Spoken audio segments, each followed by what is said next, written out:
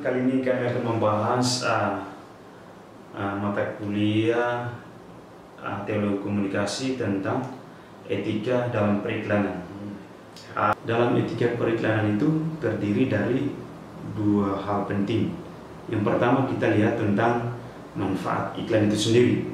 Dalam manfaat iklan itu terdiri dari 4 poin penting juga. Tapi pertama-tama kita lihat tentang manfaat ekonomis dari iklan itu. Iklan dapat memainkan peranan penting dalam proses ekonomis di mana suatu sistem ekonomi yang dibimbing oleh norma-norma dan tanggung jawab dalam kepentingan umum ikut memberikan sumbangan bagi perkembangan manusia. Iklan merupakan suatu bagian penting dari fungsi pasar ekonomi modern dan sejarah itu sesuai dengan ukuran-ukuran moral yang berdasarkan pada perkembangan manusia yang utuh.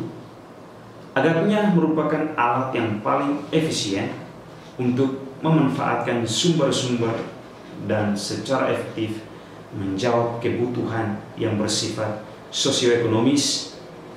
Mengenai hal ini, dokumen yang dikeluarkan Dewan Kepausan Bidang Komunikasi Sosial menulis bahwa iklan menginformasikan masyarakat tentang barang-barang serta jasa-jasa yang baru saja dihasilkan produsen, tingkat kelangkaannya, dan bagaimana secara rasional mendapatkannya.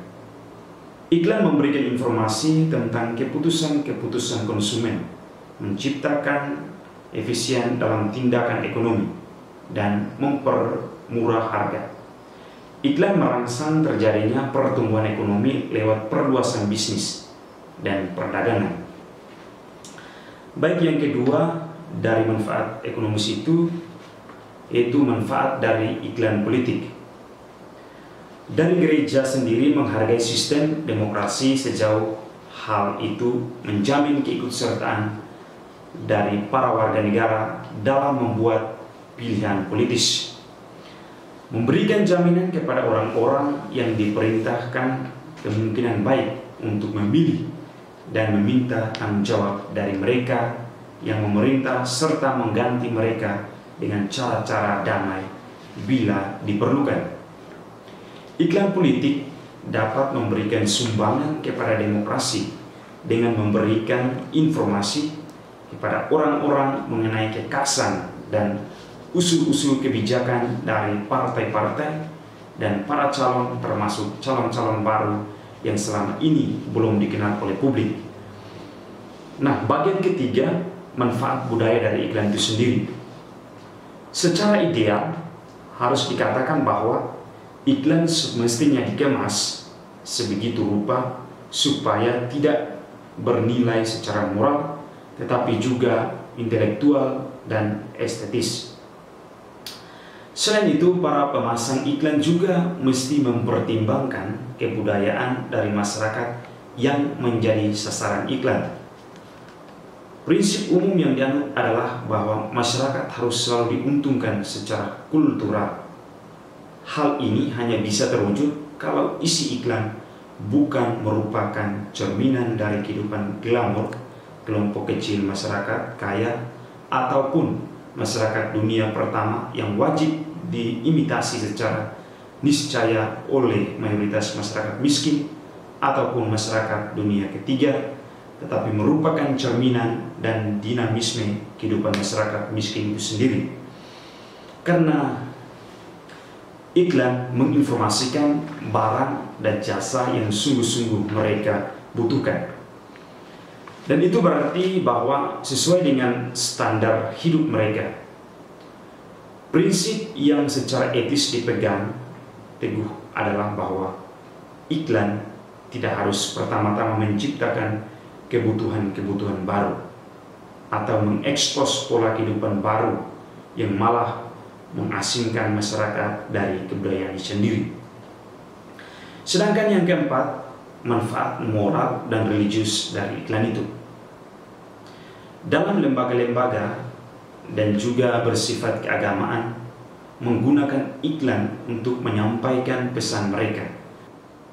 pesan-pesan iman, sikap patriotistik, toleransi, sikap kasih dan pelayanan pada sesama, pesan-pesan mengenai kesehatan dan pendidikan, dan memberikan motivasi kepada orang-orang dengan macam-macam cara yang menguntungkan. Saudara, sekarang poin kedua, yakni kerugian yang ditimbulkan dari iklan. Ada 4 kerugian, tergantung dari 4 manfaat sebelumnya yang telah dijelaskan. 4 kerugian itu, pertama adalah kerugian ekonomis. Kadangkala iklan juga mengingkari perannya sebagai sumber informasi dengan secara keliru menyajikan fakta-fakta yang tidak relevan. Fungsi informasi juga mendapat tekanan dari pemasang iklan. Kadangkala iklan tidak hanya untuk memberikan informasi, tapi juga untuk meyakinkan dan juga memberikan dorongan agar barang-barang atau produk-produk yang saudara-saudara, Paus Yohanes Paulus kedua pernah mengatakan bahwa tidak keliru kalau orang ingin hidup lebih baik. Yang keliru adalah suatu gaya hidup yang dianggap lebih baik kalau diarahkan untuk mempunyai dari apa? Daripada untuk menjadi dan selalu ingin lebih memiliki barang. Dari penjelasan itu ada suatu pelanggaran terhadap manusia, yakni penghinaan terhadap martabat manusia dan juga kesejahteraan umum jika hal itu terjadi dalam masyarakat umum. Pelanggaran tersebut akan menjadi lebih berat jika sikap hidup konsumtif disampaikan oleh media komunikasi yang ditujukan kepada negara-negara berkembang. Dengan demikian akan memperburuk persoalan-persoalan sosial ekonomi dan juga merugikan orang-orang miskin. Akibatnya adalah mereka yang berkembang akan menjadi gagal dan tertinggal.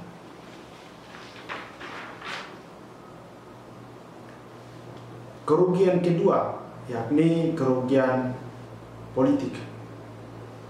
Politik juga dapat mendukung serta membantu kerja dari proses demokrasi, tetapi juga dapat menghancurkan. Hambatan semacam ini terhadap proses demokrasi dapat terjadi. Iklan menjadi alat yang secara jujur pandangan para calon dan juga laporan-laporan mengenai mereka. Tetapi iklan politik berusaha membelokkan pandangan dan laporan dari pihak lawan dengan secara tidak adil dapat menyerang nama baik.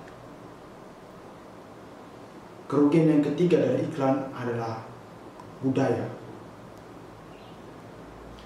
Komunikator juga berada dalam situasi tergoda untuk menampilkan kebutuhan pendidikan dan sosial dari kelompok pers atau pendengar mereka. Anak-anak yang masih sangat muda, orang tua, dan segala golongan. Acap kali iklan dapat memunculkan adanya sakit hati yang sangat berat. Hal ini khususnya dialami atau terjadi pada kaum wanita. Kaum wanita diperlakukan bukan sebagai pribadi, hak-hak mereka sebagai manusia dilanggar. Mereka hanya dipandang sebagai objek yang tujuannya untuk memuaskan selera orang dan demi kenikmatan atau kepuasan seseorang saja atau umum. Kerugian dari iklan yang keempat adalah kerugian moral dan religius. Iklan dapat menyenangkan karena sesuai dengan ukuran moral yang tinggi. Akan tetapi iklan juga dapat bersifat kasar dan membuat kemerosotan moral. Iklan seringkali tanpa sengaja merangsang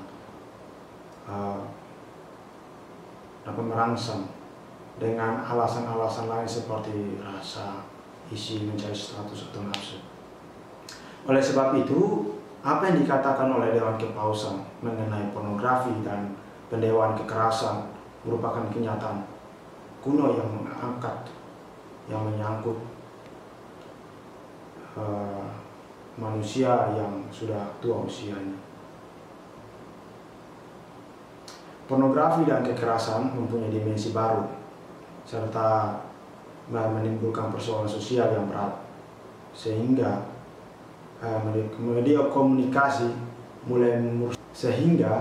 melalui media komunikasi nilai-nilai moral mulai rusak, khususnya dalam bangsa-bangsa yang sedang berkembang. Iklan komersial misalnya menyangkut tema-tema keagamaan atau menggunakan gambar religius untuk menjual produk. Hal ini merupakan sesuatu yang baik dan dapat diterima, tentu saja. Tetapi dalam praktek adalah tidak layak dan menyakitkan bila iklan menyalahgunakan agama. Iklan digunakan untuk memproduksi produk-produk serta membentuk sikap-sikap dan bentuk tingkah laku yang bertentangan dengan norma-norma moral. Jadi teman-teman, setelah kita melihat manfaat dan juga kerugian dari iklan, ada beberapa prinsip etis dan moral dari iklan. Pertama, sifat dapat dipercaya dalam iklan.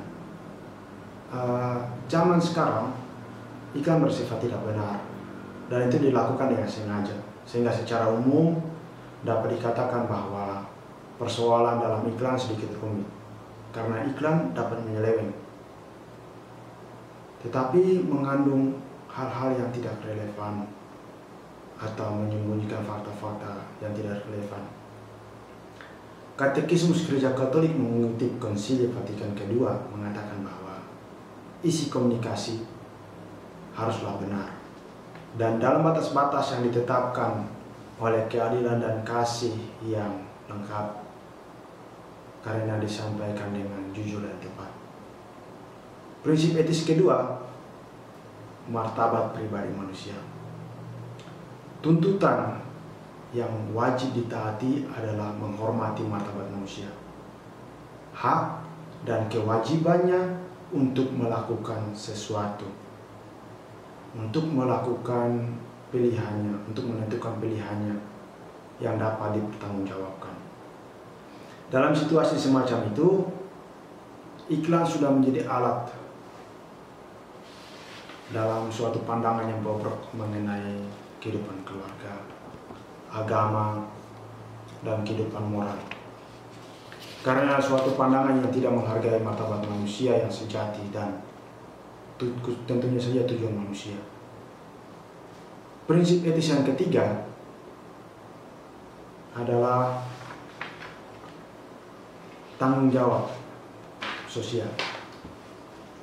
Tanggung jawab sosial adalah suatu konsep yang begitu luas sehingga beberapa persoalan dan keprihatinan yang relevan berkaitan dengan iklan dapat mendorong suatu gaya hidup yang baru, gaya hidup yang mewah, yang memboroskan sumber alam dan tentu saja merusak lingkungan.